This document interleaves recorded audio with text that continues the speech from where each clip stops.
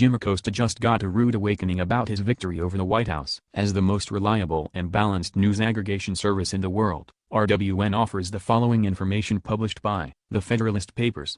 CNN's correspondent-in-chief buffoon Jim Acosta just got a rude awakening about his victory over the White House in getting his hard-card press pass back, via The Hill. The White House is threatening to again pull CNN correspondent Jim Acosta's press credentials after a court-ordered temporary restoration expires at the end of the month, the network reported late Sunday. Friday's court ruling means that a temporary restraining order is in effect for 14 days. But, White House officials sent Acosta a letter stating that his press pass is set to be suspended again once the restraining order expires, reported CNN senior media correspondent Brian Stelter. Brian Stelter tweet at Brian Stelter. Friday's court ruling means that a temporary restraining order is in effect for 14 days. But WH officials sent Acosta a letter stating that his press pass is set to be suspended again once the restraining order expires. The White House is continuing to violate the First and Fifth Amendments of the Constitution, the network stated. These actions threaten all journalists and news organizations. Jim Acosta and CNN will continue to report the news about the White House and the president. Once again, CNN is being hysterical in its overreaction.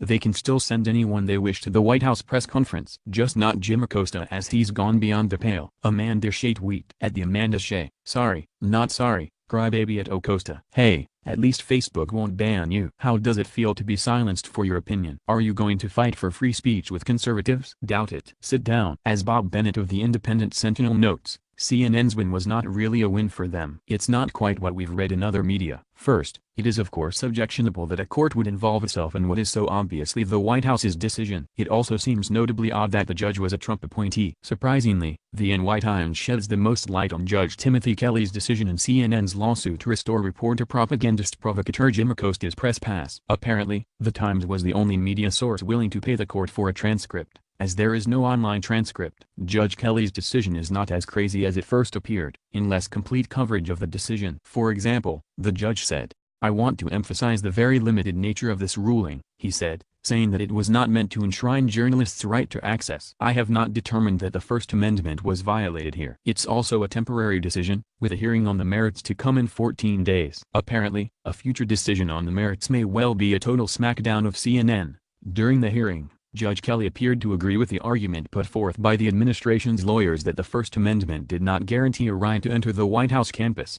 "I have no quarrel with that," the judge said, adding that the president might not call on Mr. Acosta ever again. This view was also put forth by One American News Network in an amicus brief, which opposed CNN's suit. Unlike Fox News, whose brief supported CNN, Mr. Acosta's continual interruptions, unnecessary and excessive consumption of time with narratives of his personal beliefs and viewpoints, and otherwise self-serving and obstructive conduct toward his colleagues. The White House and the press briefing process evinces a singular motive and desire to be heard and have his views broadcast. While this narcissistic approach may serve plaintiffs' self-interests as entertainers or media figures and the network that profits therefrom, they do not serve the interests of the forum or the other participants in the White House briefing process and are not constitutionally protected. Simply put, Plaintiff Acosta has no constitutional right to appear on television and broadcast his viewpoints on behalf of Plaintiff CNN under the circumstances presented in this case, and Plaintiff Acosta's exclusion from participation by this non-public forum is reasonable. See Arkansas Educ Television Cummin v. Forbes, 523 U.S.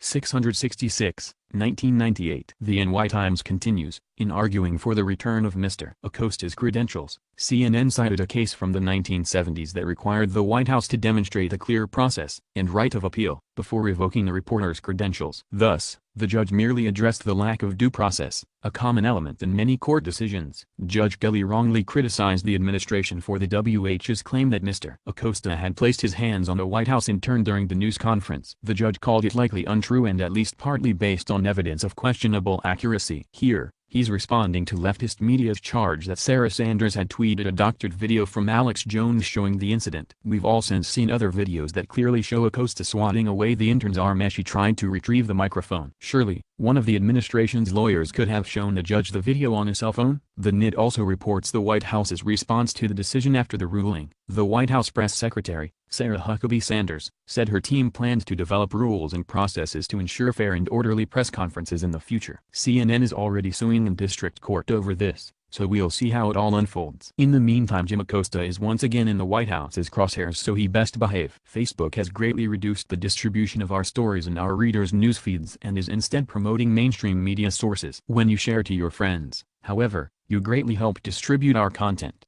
Please take a moment and consider sharing this article with your friends and family. Thank you.